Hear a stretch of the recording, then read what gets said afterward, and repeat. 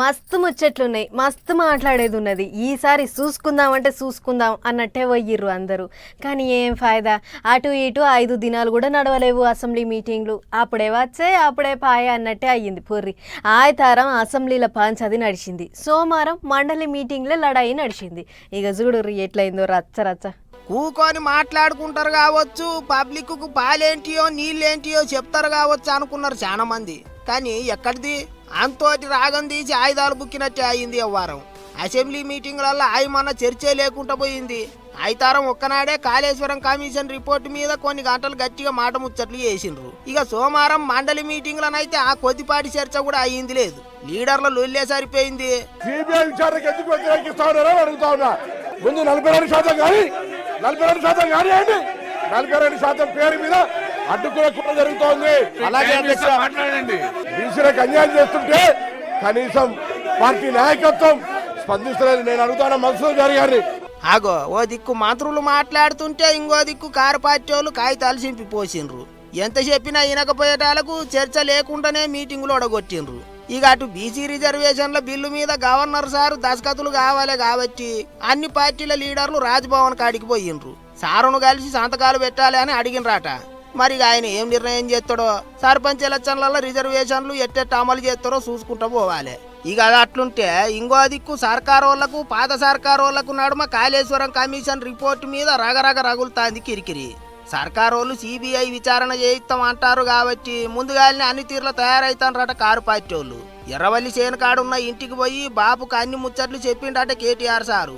అంతేకాదు, కాళేశ్వరం ప్రాజెక్టు మీద సర్కారు వాళ్ళు కచ్చగట్టినట్టే చేస్తానని కారు పార్టీ వాళ్ళంతా జిల్లాల పోటీ లొల్లులకు తయారైనరు. కరీంనగర్ జిల్లా కారు పార్టీ లీడర్లు కాళేశ్వరం ప్రాజెక్టు నీళ్లను బిందెలలో నింపుకొని వచ్చి అమరవీరుల స్తూపానికి అభిషేకం చేసే ఇగురం చేసిండ్రు. మంగళవారం కూడా లొల్లులు గట్టిగానే ఉన్నాయట. గిట్ల కట్ట పంచాది జోరుగా నడుస్తాంది. అయితే అమెరికాకేంచి వచ్చిన కవితక్క అదాట్న మైకుల ముంగటికి వచ్చి పెద్ద బాంబు వేల్చింది. ఈ మొత్తం కాళేశ్వరం ఎపిసోడ్లో కేసీఆర్ గారికి మరక అంటిందంటే 2-3 వ్యక్తులు కారణం. మాజీ రాజ్యసభ సభ్యుడు ఒకలైతే, హరీష్ రావు గారు ఒకలైతే, మేఘా కృష్ణారెడ్డి గారు ఇంకోడు, మేఘానో బోగానో ఏదో. ఇవాళ మీ వల్ల రేవంత్ రెడ్డి లాంటి వ్యక్తి, కేసీఆర్ గారి కాలి గోటికి సరిపోని వ్యక్తి, ఆయన నిలబడి కేసీఆర్ గారిని చేయెత్తి చూపించి కేసీఆర్ గారి మీద సిబిఐ ఇవాళ నేను వేస్తా అని చెప్తున్నాడంటే కారణం ఎవరు దీనికి? కాదన్నట్టు చేసిందంతా మాజీ నీళ్ల మంత్రి, మాజీ ఎంపీ వాళ్ళే అన్నట్టు మాట్లాడింది. కవితక్క ముచ్చట్లు చూసినాక వ్యవహారం ఎటేటో పోయేటట్టుంది కదా అనుకుంటారు ఇప్పుడు అందరూ.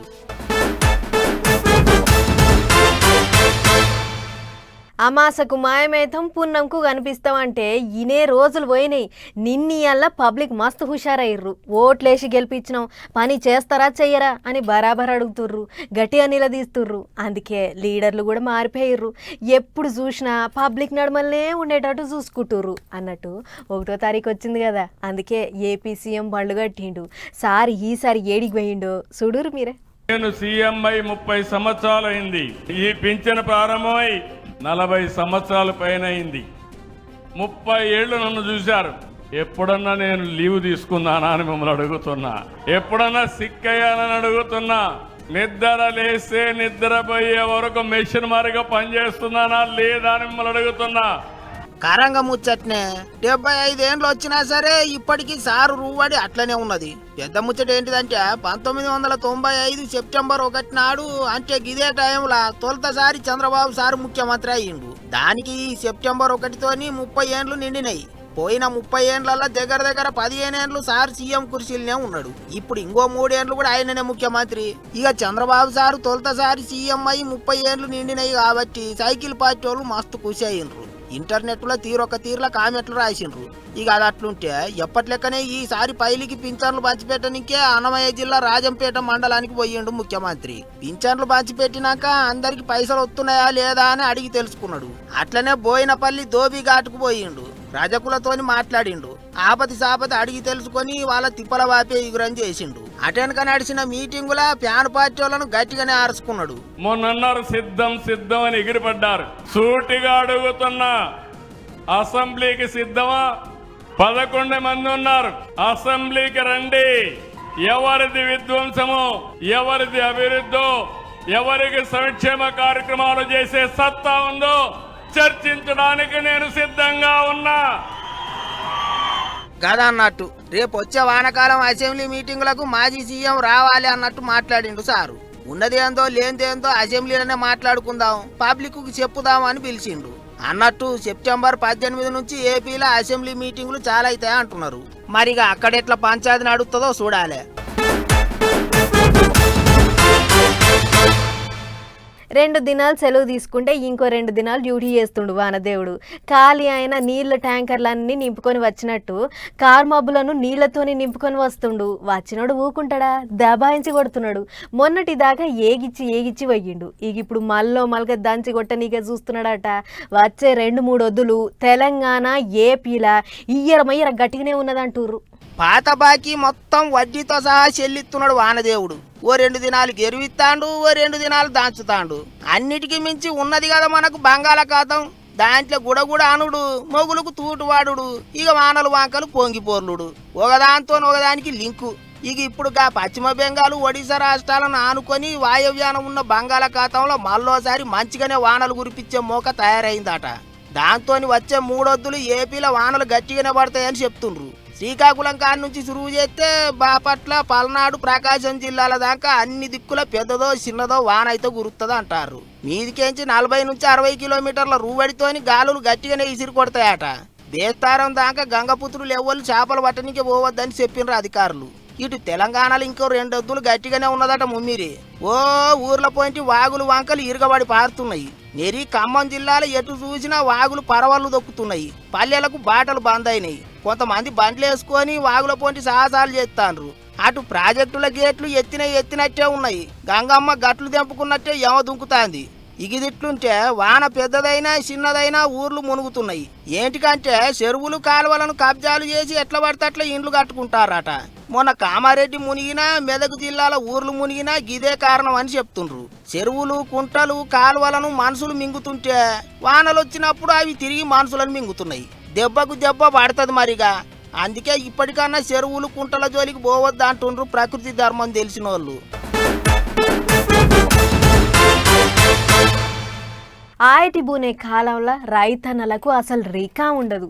నసుగుల 4గిటికే లేచి చింతకాయ తొక్కో టమాటా తొక్కో వేసుకొని ఇంత సర్ది కట్టుకొని పోయి పొద్దెల కలుపు తీసుడో, గెట్లు చెక్కుడో, నీళ్లు పెట్టుడో, మందు సల్లుడో ఏదో పని చేస్తూనే ఉంటారు. కానీ ఈసారి రైతన్నలకు ఎప్పుడు లేని గండమొచ్చి పడ్డది.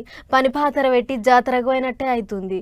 పుణ్యకాలం అంతా లైన్లు గట్టనీకనే పోతున్నది. ఇంకెన్నడు పోతుందో ఏమో ఈ అరిగోస. షాప్ల మందు దొరుకుతుంది, యూరియా దొరకదా?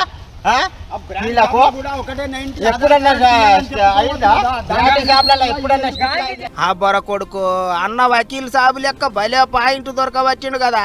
బ్రాంతి షాపులలో మందు దొరుకుతుంది, మరి అందరికి కూడి పెట్టే రైతన్నులకు యూరియా దొరకదా అని అడగబట్టిండు. ఆధార్ కార్డు మీద ఒక్కటే యూరియా బత్తా ఇస్తామంటారు. మరి గట్లయితే ఆధార్ కార్డు మీద ఒక్కటే కోటర్ ఇస్తామని బ్రాంతి షాపులలో కూడా రూల్ పెట్టుండ్రి అంటున్నాడు. ఎక్కడ లేని రూలు రైతులకు యూరియా ఇచ్చే కానే వచ్చిందా అని కొమరంభీం ఆసిఫాబాద్ జిల్లా కాగజ్ నగర్ లో ఉన్న సొసైటీ బంగ్లా కాడ పంచాయతీ మోపు చేసిండ్రు. ఇగిదిట్లుంటే గిట్టు చూడుర్రే.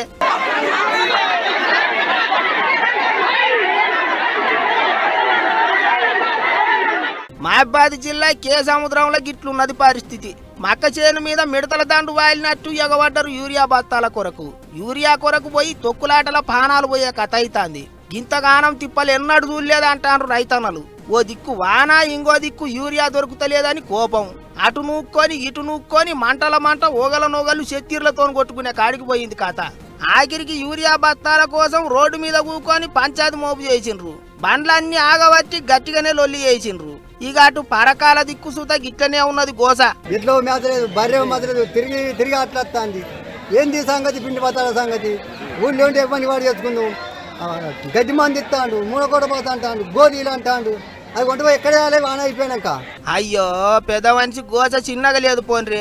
నల్గొండ జిల్లా తిప్పర్తి దిక్కైతే 15-20 దినాల సంది సొసైటీల కానీ మంచాలు వేసుకొని పండుకుంటున్నారట జనాలు. ఇక చూడుర్రి అక్కెట్ల కోపానికి వస్తుందో. 10 రోజుల సంది ఏమిటికి కోడలు నీరికి దిక్కులేదు, భూమికి దిక్కులేదు. పిల్లలు ఇడిచిపెట్టి ఇలా పండుకుంటే అవతారం ఎత్తుతున్నాము. నువ్వు ఇచ్చే ఒక్క ఊరే కట్టకు. అన్ని దిక్కులా గిట్లనే ఉన్నది పరిస్థితి. నెల దినాల సంది తిరుగుతున్నా ఒక్క పిండి కట్ట దొరకని వాళ్ళు ఉన్నారట. అందుకే ఇక కడుపు మండికి ఇట్లా లోపల ఉన్నదంతా కక్కుతాండ్రు. వానలన్నీ నడిచినాక కాలం అంతా పోయినాక యూరియా ఇస్తే ఏం పాయిదా చెప్పుర్రి అని గరం అవుతుండ్రు. మరి ఇక ఈ రణరంగం ఇంకెన్నొద్దులు నడుస్తుందో ఏమో. మాట సాఫ్ ఉంటుంది, మనసు సాఫ్ ఉంటుంది. అందుకే తాను మాట్లాడితే అందరికీ ఇనబుద్ధి అవుతుంటుంది అని అంటుంటాడు సంగారెడ్డి మాజీ ఎమ్మెల్యే జగ్గన్న. అంతేకాదు ఆపతున్నదని జగ్గన్న ముంగట ఎవ్వళ్ళు చేయి సాపి అడిగినా కాదనకుంటా లేదనకుంటా సాయం చేస్తాడని అంటుంటారు. అగో అట్లనే నోరు తెరిచి అడిగిర్రని ఇప్పుడు గీళ్లకు ఈ సాయం చేసిండు. ఓ రోజు గంగిడ్ల ఆటలాడుతుంటే నడుముల మీద చేయి పెట్టుకొని నిలబడి చూస్తుండు సంగారెడ్డి సింగం జగ్గన్న. వాళ్ళు ఆటలాడుతుంటే సార్ సంబరం అనిపించినట్టున్నది. ఇచ్చిన మాట మీదంగా 2 లక్షల పదార్లు ఇచ్చిండు జగ్గన్న.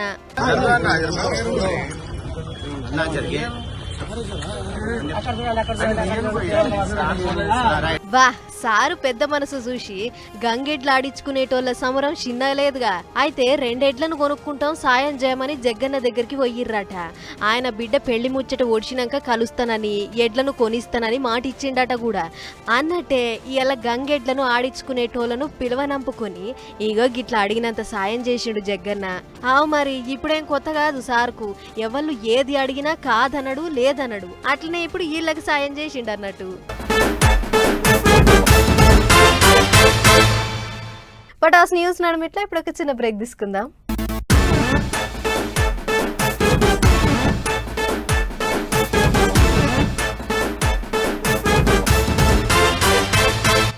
పొట్టోడిని పొడుగోడు కొడితే పొడుగోడిని పోచమ్మ కొట్టిందట.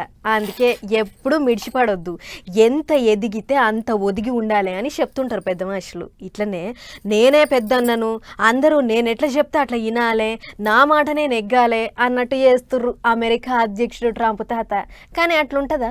ఎవళ్ళకు ఉండేది వాళ్ళకు ఉంటుంది. ఇక చూడుర్రి ట్రంప్ తాత చెలిగినట్టు చేస్తున్న గిసొంటి యాళ్ళలా ఇటు 3 పెద్ద మనుషులు ఒకటయ్యిర్రు. దోస్తులంటే దోస్తులే పోయినరే, మంచిగా దాటగట్టుకొని తిరిగిండ్రు ఇద్దరు. చైనా దేశంలో అయిన మీటింగులకు అన్ని దేశాలకేంచి పెద్దసార్లంతా పోయిండ్రు.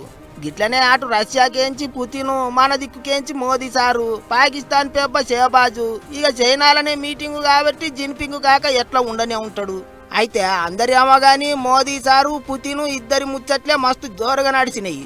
లెక్కకైతే వేరే దేశం లేదన్న మీటింగ్కు పోతే పెద్ద లీడర్లంతా ఎవరి కార్ల వాళ్ళే పోతారు. కానీ ఈసారి రష్యా అధ్యక్షుడు మన పిఎం సారు ఇద్దరు ఒకటే కార్లో ఊకొని మీటింగ్కు పోయిండ్రు. అంతేకాదు పక్క పొంటి నిలబడి ముచ్చట్లు చెప్పుకుంటా ఒక నవ్వుడు కాదు పోయినరి. నడమ చైనా అధ్యక్షుడు జిన్పింగ్ కాక కూడా కలిసిండు. 3 కలిసి నడుస్తా అంటే అటు పక్కకే ఉన్న పాకిస్తాన్ పెబ్బకు పానం మసిమసి అయిందట. షహబాజ్ షరీఫ్ను ఎవ్వరు పట్టించుకోకుండానే ముంగడికి కదిలిండ్రు. ఆఖరికి తానే ఎదురు పోయి చేతుల చేయి కలిపే పరిస్థితి వచ్చింది. అన్యావగానే ఓ దిక్కు అత్త మీద కోపం దుత్త మీద చూపించినట్టు రష్యా మీద ఉన్న కోపాన్ని ట్రంప్ తాత మన మీద ఇస్తాడు. గిసొంటి ఆలల్లో మోదీ సారు పుతిను ఇద్దరు దంటగట్టుకొని తిరిగితే తాతకు బీపీ పెరుగుతుంది కావచ్చు అనుకుంటారు ఇప్పుడు చాలా మంది. అటు చైనా అధ్యక్షుడు జిన్పింగ్ కూడా ట్రంప్ తాతను గట్టిగానే ఆర్చుకుండు. పెదరాయిన్ లెక్క తీర్పులు ఇస్తా ఎట్టబడతట్ట చేస్తా అంటే చూసుకుంటూ ఊకినేది లేదన్నట్టు పేరు చెప్పకుండానే సురుకులు పెట్టిండు. అన్యామా గాని అసలే ముసలోనికి నెత్తిలో ఎప్పుడు పురుగు మేసలేదు తెలియదు. ఇవన్నీ చూసి మళ్ళీ పుల్ల పెడతాడో అనుకుంటారట ఇంకింతమంది. మరి ఏమైతుందో ఇక చూసుకుంటూ పోవాలి. ఏమైతే గాని భారత్ రష్యా బంధం గట్టిదని మళ్ళోసారి చూపించిండ్రు పెద్దసార్లు.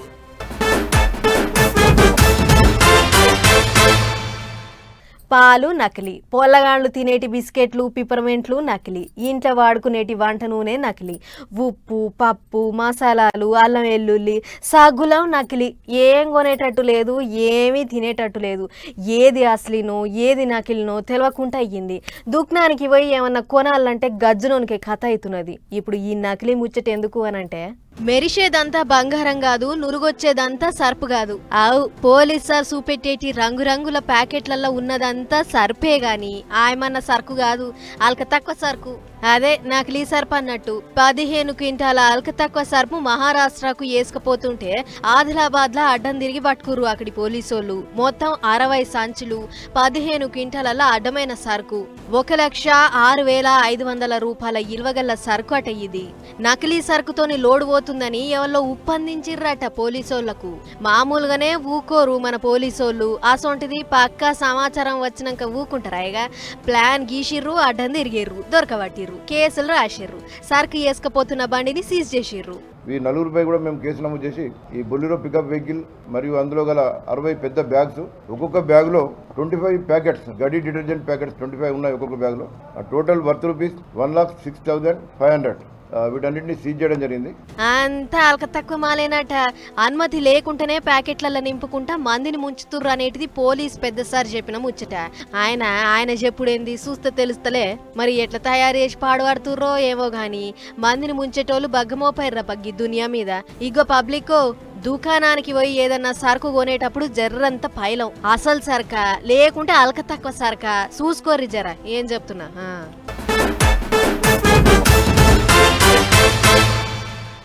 ఏహే ఎక్కడిది ఊరూరా గణపయ్య భజనలతోని ఒక గోల కాదు, ఒక సంబరం కాదు. ఏ బజార్కు పోయినా ఏ వాడకు పోయినా గణపయ్య పాటలతోని మస్తు సంబరం అనిపిస్తుంది పబ్లిక్కు. కోలాటాలు, భజనలు, ఆటలు, పాటలు, డ్యాన్స్లతోని తెల్లందాకా మస్తు సంబరాలు చేసుకుంటుర్రు పబ్లిక్. ఇక ఎక్కడెక్కడ ఎట్లెట్లా నడిచింది. మళ్ళీ వాళ్ళు ఏమన్నా ఇచ్చంతరమైన బొమ్మలు కానొచ్చినాయేమో ఒక్కసారి నజరేసొద్దాం పారి. తీరు తీరు మండపాలల్లా తీరొక్క రూపాల్లో కొలువు తీరు పూజలు అందుకుంటుండు వినాయకుడు. శాన దిక్కుల వెరైటీ గణపయ్యలను నిలబెట్టిర్రు భక్తులు. రాష్ట్రం అంతా అరుసుకునే ముంగట మొదలు నిజామాబాద్ జిల్లాలో పెట్టిన కోర్టు గణపయ్య కాడ నుంచి షురు చేద్దాము.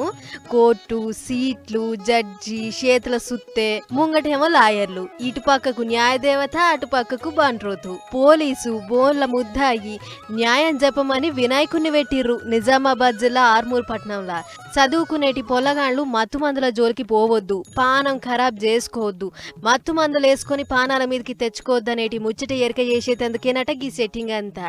ఇదేమో యాలక్కాయల గణపయ్య. భూమిలో నీళ్లు అడుగంటుతున్నాయని యాలక్కాయల వినాయకుడు నీళ్ల పోస్తుండు కోరొట్లలా. ఈయన్నే ఇంకో గణపయ్యను తీగలతోని తయారు చేసిర్రు. చేతుల చెంబు పట్టుకొని నీళ్లు పోస్తుండు శివునికి.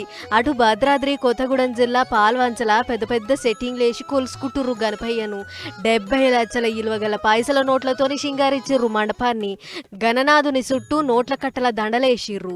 50, 100, 200, 500 అన్ని తీర్ల నోట్లున్నాయి. ఆదిలాబాద్ జిల్లాలోనేమో కర్ర గణపతి. 80 ఏళ్ల సంది ఒకటే కర్ర మీద నిలబెడుతుర్రట గణనాథుణ్ణి. 11 ఒద్దులు చేస్తారట భక్తులు పూజలు ఇక్కడ. నిర్మల్ జిల్లా నకాశీ కళాకారుడు ఇంత ముద్దుగా తయారు చేసిండు గీ గణపయ్యను. అంత గొప్ప గణనాథుడు చేయబట్టే గీ తీరుగబడ్డారు భక్తులు. పార్వతీపురం మన్యం జిల్లా కుర్పాంలో పెట్టిన గణనాథునికి 108 తీర్ల పిండి వంటలు చేసి పెట్టిర్రు ఆరంగించమని. శాన దిక్కుల నిమజ్జనాలు కూడా చాలైనాయి. సత్యసాయి జిల్లా పరిగిల వినాయకుని ఊరేగింపుల ట్రాక్టరు అదుపు తప్పుడుతోని ఓ మనిషి జీవిడిస్తే 9 మందికి దాకా దెబ్బలు తగిలినాయి.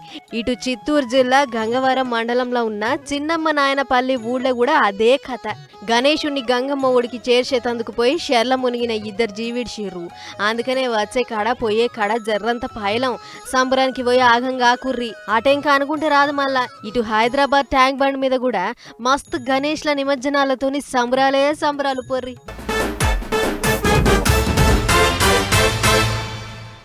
కొంతమందికి పాటలు పాడేటి కళ ఉంటుంది, కొంతమందికి ఆటలాడే కళ ఉంటుంది, ఇంతమందికి డాన్సులు, కొంతమందికి మిమిక్రీ, కొంతమందికి ఏమో నటన, కొంతమందికి అందరినీ నవ్వించుడు. ఇట్లా తీరు తీరు కళలు ఉంటాయి పబ్లిక్లా. కానీ ఈ కాకకాడ ఉన్న కళ మాత్రం అలాగున్నదబ్బా.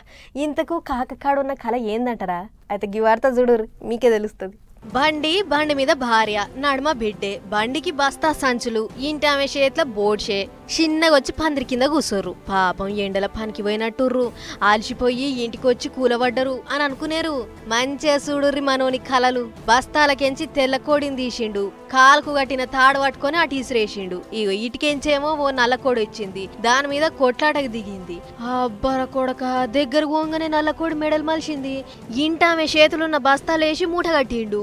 ఏమీ కమతరా నాయనా, గాలానికి ఎర్రల గుచ్చి చేపలకు గాలం వేసినట్టే చేసిండు పొర్రి.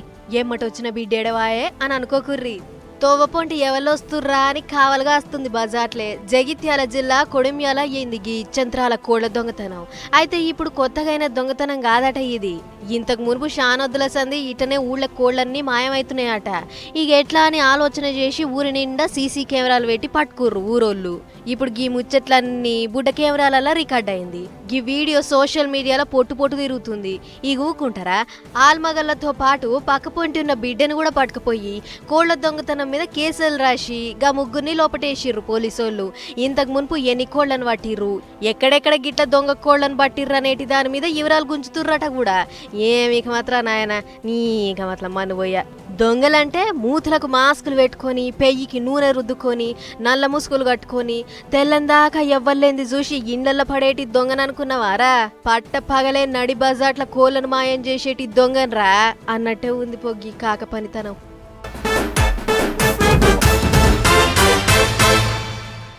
ముఖ్యానికి వస్తే చలో మరి ఇవ్వనమాట ఇవాల్టి పటాస్ న్యూస్ ముచ్చట్లు. ఇంకో ఎపిసోడ్లో మళ్ళీ కలుసుకుందాం. నమస్తే.